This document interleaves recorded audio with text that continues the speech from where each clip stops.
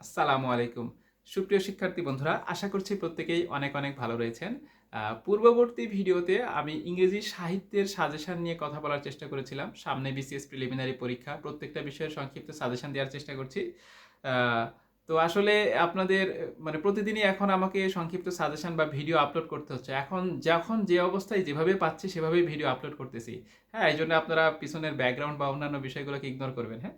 আচ্ছা, প্রথমেই আসি যে ইংলিশ গ্রামারে আমরা সংক্ষিপ্ত সাজেশন হিসেবে বা আমরা অল্প সময়ে বা কোন বিষয়গুলোকে পড়ে গেলে আমরা পরীক্ষায় মার্কস মানে বেশি মার্কস পেতে পারি। তো এটাকে দেখেন আমি আমার নিজের মতন করে নর্মালি তিনটা ভাগে ভাগ করি। একটা হচ্ছে পুরোটা গ্রামাটিক্যাল অংশকে দুইটা ভাগে ভাগ করি। একটা হচ্ছে পুরোটাই পার্টস অফ স্পিচের অংশ, আরেকটা হচ্ছে গ্রামারের অন্যান্য যে পার্টগুলো আছে, আরেকটা হচ্ছে যেইগুলো হচ্ছে অনেকটা মুখস্থ পার্ট, যেগুলো আমাদের মুখস্থ রাখতে হয়। হ্যাঁ, তো এই পার্টস অফ স্পিচ দেখবেন, পার্টস অফ স্পিচ আলোচনা শুরু করি। যে পার্টস অফ স্পিচ পড়তে গেলে প্রথমে আসে হচ্ছে নাউন। তো নাউন থেকে প্রতি বছরই বিসিএস প্রিলিতে দেখবেন যে একটা বা দুইটা প্রশ্ন থাকেই। হ্যাঁ, নাউনের এই অংশটা পড়তে গেলে একটু পরে আপনি দেখবেন যে ডিটারমিনার, নাম্বার এবং জেন্ডার এরকম কিছু অংশ আছে, হ্যাঁ, টপিক আছে। Determiner, number, gender. তো দেখা যাচ্ছে এই টপিকগুলো থেকে প্রায় সময় একটার মতন করে প্রশ্ন চলে আসে। দেখবেন যে নাম্বার থেকে একটা প্রশ্ন চলে আসে বিসিএস প্রিলিতে, জেন্ডার থেকে একটা আসে। অথবা যদি নাম্বার জেন্ডার থেকে একটা একটা করে নাও আসে, দেখবেন যে হয় নাম্বার অথবা জেন্ডার দুইটা মিলে আবার একটা প্রশ্ন আসছেই। তার মানে নাউনের পুরো অংশটা যদি আপনি পড়েন, প্রথমে নাউন পড়তে গেলে নাউনের যে মোট যে ক্লাসিফিকেশন আছে পাঁচটা, সেইটা, তারপরে কাউন্টেবল এবং আনকাউন্টেবল নাউন আছে, এইটুকু পড়লে আপনি এক থেকে দুইটা বা ভাগ্য সহায় হলে দুই থেকে তিনটা প্রশ্ন কমন পেতে পারেন। আর এর সাথে নাম্বার জেন্ডার অংশটা পড়লে আরও একটা বা দুইটা কমন পাচ্ছেন। তাহলে নাউন, ডিটারমিনার, নাম্বার এবং জেন্ডার, নাউনের এই পার্টটা যদি আপনি ভালোভাবে পড়েন, এইখান থেকে আপনি বিসিএস প্রিলিতে দুই থেকে চারটা প্রশ্ন কমন পেয়ে যেতে পারেন। এরপরে পার্টস অফ স্পিচের ক্ষেত্রে মোস্ট ইম্পর্টেন্ট আরও একটা অংশের কথা যদি বলি, সেটা হচ্ছে ভার্ব। প্রথমেই পড়বেন ভার্বের যে ক্লাসিফিকেশনটা আছে, এবং এর সাথে পড়তে গেলে দেখবেন মোস্ট ইম্পর্টেন্ট একটা অংশ যেখান থেকে বিসিএস প্রিলিতে কোনো বছরই প্রশ্ন মিসিং হয় নাই, সেটা হচ্ছে মানে হয় না সচরাচর, হয়তো দু এক বছর মিসিং হতে পারে, কিন্তু প্রায় প্রত্যেকটা বিসিএস প্রিলিতেই প্রশ্ন আসে। সেই অংশটা হচ্ছে জিরান্ড, পার্টিসিপল বা ইনফিনিটিভ, এরকম একটা অংশ আছে, বিশেষ করে জিরান্ড এবং পার্টিসিপল। হ্যাঁ, এই জিরান্ড এবং পার্টিসিপল থেকে একটা একটা দুইটা অথবা বেশিরভাগ সময় বিসিএস প্রিলিতে 20টা প্রশ্নের মধ্যে একটা প্রশ্ন জিরান্ড এবং পার্টিসিপল থেকেই থাকেই। তাই ভার্বের ক্লাসিফিকেশন এবং জিরান্ড পার্টিসিপল এই অংশটা ভালোভাবে পড়লে এখান থেকে আপনি দেখা যেতে পারে একটা থেকে দুইটা প্রশ্ন বিসিএস প্রিলিতে কমন পেয়ে যাচ্ছেন।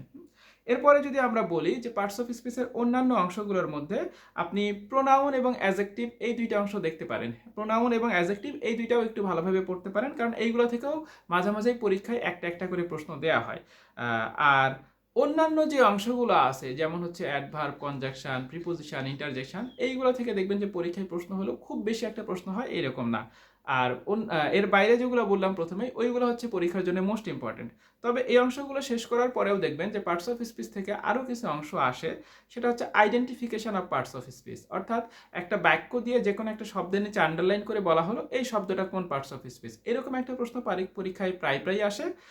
আপনারা যে কোনো বইয়ের মধ্যে এরকম একটা অধ্যায় দেখতে পাবেন। আরেকটা আছে হচ্ছে same word used as different parts of speech, অর্থাৎ একই শব্দ, হ্যাঁ, যে কোনো একই শব্দ, যেমন অ্যাবাব, এই শব্দটাই কখনো হয়তো বা নাউন হচ্ছে, কখনো হয়তো বা প্রিপোজিশন হচ্ছে। আমি আমার মতন করে মানে জাস্ট উদাহরণস্বরূপ বলতেছি, হ্যাঁ, কখনো হয়তো বা এটাই অ্যাজেক্টিভ হচ্ছে। তো একই শব্দ এক এক জায়গায় ব্যবহারের কারণে একই শব্দটা বিভিন্ন পার্টস অফ স্পিচ হিসেবে ব্যবহৃত হয়, এরকম একটা প্রশ্ন আবার বিসিএস প্রিলিতে প্রায় আসে। তার মানে পার্টস অফ স্পিচের অংশের ক্ষেত্রে যদি আমরা বললাম কি নাউন, ডিটারমিনার, নাম্বার, জেন্ডার পড়ি, সেখান থেকে আমরা 3 থেকে 4টা প্রশ্ন কমন পেয়ে যেতে পারি। ভার্ব, জিরান্ড, পার্টিসিপল এইটা পড়লে আমরা একটা দুইটা কমন পেয়ে যেতে পারি। তারপরে প্রোনাউন এবং হচ্ছে অ্যাডজেক্টিভ পড়লে একটা দুইটা কমন পেয়ে যেতে পারি। আর এখানে identification of parts of speech এবং same word used as different parts of speech, এইটা পড়লে আবার একটা দুইটা কমন পেয়ে যেতে পারি। আর অন্যান্য যে অংশগুলো আছে ওইগুলো জাস্ট নিজের মতন করে পড়ে ফেলবেন বা বিগত বছরের প্রশ্নগুলো একটু সমাধান করবেন, তাহলে দেখা যেতে পারে ওগুলো থেকে একটা দুইটা প্রশ্ন মাঝে মাঝে আসে। তাহলে এইটা গেল পার্টস অফ স্পিচের অংশ। দেখেন এখান থেকে কিন্তু চাকরির পরীক্ষায়, যে কোনো চাকরির পরীক্ষায় যে পার্টস অফ স্পিচের মূল থিমটা যদি আপনার ক্লিয়ার থাকে, দেখবেন আপনি সেখান থেকেই যে কোনো চাকরির পরীক্ষায় যা প্রশ্ন হয় তার প্রায় অর্ধেকের মতন প্রশ্ন, হ্যাঁ, প্রায় অর্ধেকের মতন প্রশ্ন আপনি ওখান থেকে কমন পেয়ে যাচ্ছেন। হ্যাঁ, তো এইটা গেল পার্টস অফ স্পিচের অংশ। এরপরে যদি আমরা বলি গ্রামারের, পার্টস অফ স্পিচ ছাড়া গ্রামারের অন্যান্য যে অংশগুলো আছে, দেখা যাচ্ছে অন্যান্য যে অংশগুলো এইগুলোর সাথে কিন্তু আমরা আগে থেকেই পরিচিত। পার্টস অফ স্পিচে অনেকেই হয়তোবা এত ডিটেলসে পড়ে আসি না, অন্যান্য অংশগুলো আমরা মোটামুটি পড়ে আসি। আচ্ছা, আমরা যদি বলি দেখবেন অন্যান্য অংশের মধ্যে কোন কোন টপিকগুলো থেকে প্রশ্ন আসে। প্রথমে যদি বলি ফ্রেজ এবং ক্লজ, হ্যাঁ, কোনটা কোন ধরনের phrase, noun phrase, adjective phrase, adverbial phrase, হ্যাঁ, ক্লজের ক্ষেত্রে এরকম আছে। এই ফ্রেজ এবং ক্লজ এই অংশটা থেকে প্রায় প্রতি বছর বিসিএস প্রিলিতে একটা দুইটা অথবা একটা প্রশ্ন থাকেই। ফ্রেজ ক্লজ মিলিয়ে একটা অথবা একটা দুইটা প্রশ্ন থাকেই। তার মানে ফ্রেজ এবং ক্লজ এই দুইটা যদি আপনি ভালোভাবে বোঝেন বা চিনতে পারেন, এখান থেকে বিসিএস প্রিলিতে আপনি একটা অথবা দুইটা প্রশ্ন কমন পাবেন। এরপরে আসি সাবজেক্ট ভার্ব এগ্রিমেন্ট। এইটা পুরো মানে সাবজেক্ট ভার্ব এগ্রিমেন্টটা আপনি দেখবেন যখন আপনি ট্রান্সফরমেশন বলি, রাইট ফ্রম দ্য ভার্বস বলি, বিভিন্ন অংশ পড়তে যাচ্ছেন, এই অংশটা কিন্তু খুবই প্রয়োজন হয়। তো এখান থেকে আবার পরীক্ষাও দেখা যায় যে একটার মতন প্রশ্ন প্রায় সময় দেয়। সাবজেক্ট ভার্ব এগ্রিমেন্টটা ভালোভাবে পড়বেন। এরপরে আমরা যদি বলি right form of the verbs, এই right form of the verbs থেকে একটা দুইটা তিনটার মতন প্রশ্ন থাকেই। তো এই অংশগুলো পড়ার ক্ষেত্রে দেখা যায় কি যে আমাদের হিউজ পরিমাণে পড়তে হয়, অনেক অনেক রুল থাকে। তো আসলে এত রুল হয়তো বা এত উদাহরণ বা এত এমসিকিউ পড়া আমাদের জন্য একটু কঠিন হয়ে যায়। আপনারা যে কাজটা করতে পারেন, আমরা ইংরেজি পড়ার সময় সবাই কি করি, হিউজ পরিমাণে রুল পড়ি। তো যখন ওই সময়ে পড়ি তখন হয়তো বা মনে থাকে, কিন্তু একটা নির্দিষ্ট সময় পরে গিয়ে যখন সবগুলো রুল একত্রে হয় তখন আমরা কিন্তু ভুলে যাই। এই জন্য আমার কাছে মনে হয় যে রুল মনে রাখাটা কি বলা যেতে পারে, যতটা মানে অ্যাপ্রোপ্রিয়েট টেকনিক, তার থেকে ভালো টেকনিক হয়তো বা ওইটা যে কোনো একটা দুইটা উদাহরণ মনে রাখা। হ্যাঁ, আপনি যে কোনো রুলের একটা দুইটা উদাহরণ কিন্তু আমাদের আরও ভালো বেশি মনে থাকে। আপনি যদি রাইট ফ্রম দ্য ভার্বসের এরকম ধরে নিচ্ছি যে 40টা 50টা রুল আছে, 40টা 50টা রুল আপনি যখন মুখস্থ করে নিজের মতন করে বলতে যাবেন, তখন দেখবেন যে ওইগুলোর মধ্যে প্যাচ বাঁধার একটা সম্ভাবনা আছে। কিন্তু এই বিষয়গুলোতেই ওই 40-50টার জন্য যদি আপনি 40টা বা 50টা সেন্টেন্স মনে রাখতে পারেন, ওই সেন্টেন্স থেকে অটোমেটিক কিন্তু আপনি রুলে চলে যেতে পারবেন। এবং আমার কাছে মনে হয় এইটা আরও বেশি অ্যাপ্রোপ্রিয়েট। হ্যাঁ, আপনার রুলস, আপনার হচ্ছে সেন্টেন্সটাও একবারে আপনি মুখস্থ বা ঠুটস্থ করে নিলেন, তারপরে ওই সেন্টেন্সটাই কোন নিয়ম হয়েছে সেটা গঠন করলেন। পরীক্ষায় যে কোনো বাক্য আসলে আপনি শুধুমাত্র ওই একটা সেন্টেন্সের সাথে মূল বিষয়টাকে মিলাবেন, তাহলে কিন্তু আপনার আলাদাভাবে রুলসও মনে রাখতে হচ্ছে না। তো এইভাবে যদি যেই পার্টগুলো আছে, বিশেষ করে মানে গ্রামাটিক্যালের এখনকার যেই পার্টগুলো আছে, এইটা যদি আপনি এইভাবে কনসাইজ করে নিয়ে আসতে পারেন, তখন কিন্তু আপনার জন্য খুব কঠিন হবে না। হ্যাঁ, আপনি হয়তো এর আগে অনেক পড়ছেন, কিন্তু পরীক্ষার একেবারে শেষ মুহূর্তে কিন্তু আপনি আবার এতগুলো এমসিকিউ বা এত রুলস পড়ে যেতে পারবেন না। সেক্ষেত্রে প্রত্যেকটা রুলের ক্ষেত্রে একটা দুটো করে উদাহরণগুলোকে যদি আপনি কনসাইজ করে খুব সুন্দরভাবে খাতার মধ্যে সাজায় নিতে পারেন, পরীক্ষা দিতে যাওয়ার পূর্বে শুধু ওই অংশটা দেখে যেতে পারেন, তাহলে সেটা বেশি কার্যকর হবে। হ্যাঁ, তাহলে রাইট ফ্রম দ্য ভার্বস এখান থেকে আপনি 2টা বা 3টা প্রশ্ন কমন পেয়ে যেতে পারেন। ভয়েস থেকে প্রায় প্রতি বছরই একটা প্রশ্ন আসেই, এখান থেকে মিসিং হয় না। ভয়েস চেঞ্জ, ন্যারেশন থেকে প্রায় সময় একটার মতন আসে। তারপরে দেখবেন ট্রান্সফরমেশন, এটার মধ্যে আবার আছে হচ্ছে যে সেন্টেন্স বা ডিগ্রি। হ্যাঁ, এই অংশগুলো ট্রান্সফরমেশন অফ সেন্টেন্স আছে, তারপরে ডিগ্রির পরিবর্তন আছে। এইগুলো থেকে আবার একটা থেকে দুইটার মতন আসে। বিশেষ করে সেন্টেন্স থেকে সিম্পল কমপ্লেক্স কম্পাউন্ড, এখান থেকে পরীক্ষায় প্রায় সময় একটার মতন প্রশ্ন কিন্তু আসেই। হ্যাঁ, তো এইটা গেল গ্রামাটিক্যালের অন্যান্য যে পার্টগুলো ছিল। আমরা পার্টস অফ স্পিচ ছাড়াও অন্যান্য যে অংশগুলো ছিল, দেখেন এগুলোর মধ্যে বললাম যে ফ্রেজ ক্লজ থেকে একটা অথবা দুইটা প্রশ্ন কমন আসবেই। সাবজেক্ট ভার্ব এগ্রিমেন্ট থেকে প্রায় সময় একটার মতন আসে। ট্রান্সফরমেশন, সেন্টেন্স বা ডিগ্রির যে পরিবর্তন, এখান থেকে একটা থেকে দুইটার মতন প্রশ্ন আসে। Right from of the verbs থেকে 2টা বা 3টার মতনও প্রশ্ন চলে আসে। ভয়েস থেকে প্রায় সময় একটার মতন প্রশ্ন আসে। ন্যারেশন থেকে প্রায় সময় একটার মতন প্রশ্ন আসে। গ্রামাটিক্যাল অনেকগুলো পার্ট থাকলেও আপনি এই কয়েকটা পার্ট পড়লেই দেখা যাচ্ছে প্রতিটা অংশ থেকে আপনি একটা থেকে দুইটার মতন করে প্রশ্ন কমন পেয়ে যাচ্ছেন। তাহলে এটা গেল হচ্ছে গ্রামাটিক্যাল অংশের। এখন দেখেন আমরা যা বলেছি, এতে করে দেখা যাচ্ছে পরীক্ষায় প্রায় 14-15 মার্কস কিন্তু কাভার হয়ে গেছে আমাদের। হ্যাঁ, তাহলে আরও যে 4টা 5টা 6টা প্রশ্ন আসে, এই প্রশ্নগুলো কোথা থেকে আসে? এইটা হচ্ছে অনেকটাই মুখস্থ অংশ। আমরা বাংলা সাহিত্যে যেমন বাংলা ব্যাকরণে যেমন বলে থাকি সমার্থক শব্দ, বিপরীতার্থক শব্দ, পারিভাষিক শব্দ, বাক্য সংকোচন, বাগধারা, ইংরেজির ক্ষেত্রেও কিন্তু এরকম কিছু কি একই টাইপেরই মুখস্থ অংশ আছে।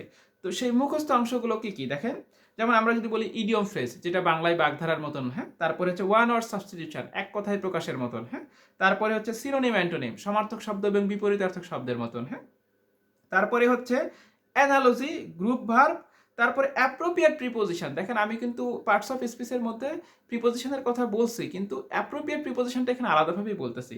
আরেকটা হচ্ছে স্পেলিং। এখন অনেকগুলো টপিকের মধ্যে আছে, বিশেষ করে আমি কয়েকটা অংশের কথা বলি। যেমন আমার মনে হয় অ্যানালজি, গ্রুপ ভার্ব, এইগুলো থেকে বিসিএস প্রিলিতে লাস্ট কয়েকটা বছর দেখা যাচ্ছে খুব বেশি একটা প্রশ্ন হচ্ছে না বা হয় না। তবে স্পেলিং, এখান থেকে স্পেলিং থেকে প্রতি বছর একটা প্রশ্ন থাকেই। তারপরে অ্যাপ্রোপ্রিয়েট প্রিপোজিশন, এইখান থেকে প্রতি বছরই একটা বা দুইটা প্রশ্ন থাকবেই। সিনোনিম অ্যান্টোনিম থেকে একটা বা দুইটা থাকে। ইডিয়ম ফ্রেজ থেকে অবশ্যই একটা বা দুইটা থাকে। ওয়ান ওয়ার্ড সাবস্টিটিউশন থেকে এরকম একটা থাকেই। হ্যাঁ, তো এই অংশগুলো থেকে দেখা যায় যে পরীক্ষায় 5টা 6টার মতো প্রশ্ন আসে মুখস্থ পার্টগুলোর মধ্যে থেকে। হ্যাঁ, 5টা 6টা, অনেক সময় 7টাও আসে। আমরা ধরে নিচ্ছি 5টা বা 6টা আসে। এখন এইগুলোর জন্য আসলে আমরা কি করব?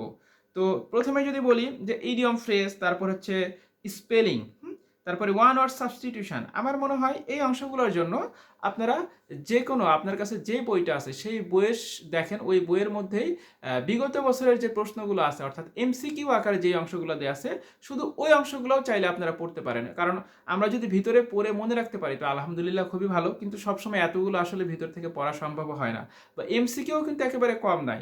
তো আমার মনে হয় এই ক্ষেত্রে বিভিন্ন সময়ে আমরা যে প্রশ্নগুলো আসতে দেখি বিসিএস প্রিলিতে বা যে কোনো চাকরির পরীক্ষাতেই দেখবেন যে এগুলো এর আগে কোনো না কোনো চাকরির পরীক্ষাতে আসছে, অর্থাৎ রিপিট এমসিকিউ।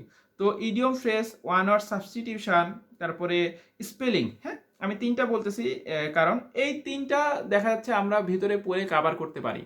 হ্যাঁ, idiom phrase, one word substitution, spelling, এগুলো ভিতরে পড়ে অনেকটা কাভার করে যায়। বিগত বছরের প্রশ্নগুলো যদি আপনি এখান থেকে পড়েন দেখা যাচ্ছে এখান থেকে যদি একটা একটা করে প্রশ্ন আসে আপনি ওই বিগত বছরের প্রশ্ন থেকে কমন পাবেন। অ্যানালজি, গ্রুপ ভার খুব বেশি প্রশ্ন আসে না যদি আপনার পড়া থেকে আপনি পড়তে পারেন। আর সিনোনিম, অ্যান্টোনিম এবং অ্যাপ্রোপ্রিয়েট প্রিপোজিশন এই দুইটা, হ্যাঁ সিনোনিম অ্যান্টোনিম আসলে এটা একদিনে আয়ত্ত করার বিষয় না। যদি কারো আগে থেকে পড়া থাকে আপনি ওইভাবেই পড়েন, বিগত বছরে যে প্রশ্নগুলো আসছে সেগুলোও দেখতে পারেন। আর যদি কারো খুব বেশি পড়া না থাকে বা অনেকেই এটা নিয়ে খুব বেশি টেনশন করি বা চিন্তা করি, আমি যেমন নিজেই এই অংশটা আগে থেকে সিনোনিম অ্যান্টোনিমে আমি খুব বেশি একটা দক্ষতা নেই, আমি নিজে কিন্তু স্কিপ করে যাই। কিছু সিনোনিম অ্যান্টোনিম হয়তো আমি এমনিতেই জানি, দেখা যাচ্ছে পরীক্ষায় এমন একটা দিয়ে বসছে যে সবাই পারছে, এমন একটা দিয়ে বসছে কেউই পারে নাই। তো যেই অংশটা শুধুমাত্র এই সিনোনিম অ্যান্টোনিমের ক্ষেত্রে না, এরকম প্রত্যেকটা বিষয়েরই এরকম একটা দুইটা বিষয় চলে আসতে পারে যে বিষয়টা হয়তো বা আপনার এর আগে পড়া হয়ে ওঠেনি কোনো কারণে, বা আপনি আসলেই বিষয়টা পারেন না। তো এরকম প্রতিটা ক্ষেত্রে যদি একটা দুইটা করে টপিক আপনার যদি 2-1 মার্ক ছুটেও যায় তাই এটা নিয়ে মানে হতাশ হওয়ার কিছু নাই বা টেনশন করারও কিছু নাই, কারণ আপনাকে 200 মার্কসের মধ্যে 200ই পেতে হবে না। হ্যাঁ, আপনি ওইখান থেকে কিন্তু মোটামুটি কাট মার্কস যেটা সেটা পেলেই হবে। তো এরকম প্রত্যেকটা সাবজেক্ট থেকে একটা দুইটা করে টপিক যদি ইনকেস বাদও যায় তারপরেও মানে টেনশন নেওয়ার কিছু নাই, ইনশাল্লাহ অন্য অংশ দিয়ে আপনার কাভার হয়ে যাবে। তো সিনোনিম অ্যান্টোনিম যদি আপনার আগে থেকেই পড়া থাকে ওইভাবেই পড়েন, বিগত বছরের প্রশ্নগুলো দেখতে পারেন, কারণ এখান থেকেও দেখা যাচ্ছে বেশিরভাগ সময় বিগত বছরের প্রশ্ন থেকে প্রশ্নগুলো আসে, কিন্তু বিগত বছরের প্রশ্ন হিউজ পরিমাণে দেওয়া। হ্যাঁ, আরেকটা হচ্ছে অ্যাপ্রোপ্রিয়েট প্রিপোজিশন। এইটাও বিগত বছরের প্রশ্ন যখন আপনি পড়তে যাবেন দেখবেন যে এত পরিমাণে বিগত বছরের প্রশ্ন যে ভিতরের অংশ তো বাদই দিলাম, বিগত বছরের প্রশ্নই মনে রাখা যায় না। তো এখান থেকে যেহেতু পরীক্ষায় প্রশ্ন আসে আমার মনে হয় বিগত বছরের প্রশ্নের মধ্যে বিশেষ করে যেইগুলো পরীক্ষায় বারবার আসছে বিভিন্ন চাকরির পরীক্ষায়, যদি কেউ সব না পড়তে পারেন মোস্ট মানে যেগুলো পরীক্ষায় বারবার এসেছে ওই অংশগুলো অন্তত দেখে যেতে পারেন, কারণ ওইগুলো থেকেই পরীক্ষায় প্রশ্ন হওয়ার সম্ভাবনাটা বেশি থাকে। তো আমি মোটামুটি দেখেন যে পার্টস অফ স্পিচের অংশ, গ্রামাটিক্যাল অংশের মধ্যে এবং একটানা যেগুলো আমাদের মুখস্থ রাখতে হয় সবগুলো নিয়ে কথা বলার চেষ্টা করলাম। তো এইভাবে যদি আপনি ইংরেজি সাহিত্যের মানে ইংরেজি ব্যাকরণের প্রস্তুতিটা এইভাবে নিতে পারেন যে পার্ট বাই পার্ট ভাগ করে নিয়ে এই অংশগুলোকে বেশি গুরুত্ব দিয়ে বা এই অংশটা কভার করে, ইনশাল্লাহ এইগুলোর মধ্যে থেকে আপনি বিসিএস প্রিলিমিনারি পরীক্ষা আপনার যে টার্গেটেড মার্কসটা সেটা পেয়ে যাবেন। তো সুপ্রিয় শিক্ষার্থী বন্ধুরা আজকের মতো এখানেই শেষ করছি। নেক্সট দিন আমরা এরপরে গণিত এবং মানসিক দক্ষতা এই দুইটা বিষয়ের উপরে সংক্ষিপ্ত সাজেশন দেওয়ার চেষ্টা করব। তো ভালো থাকবেন সবাই, ধন্যবাদ সবাইকে, আসসালামু আলাইকুম।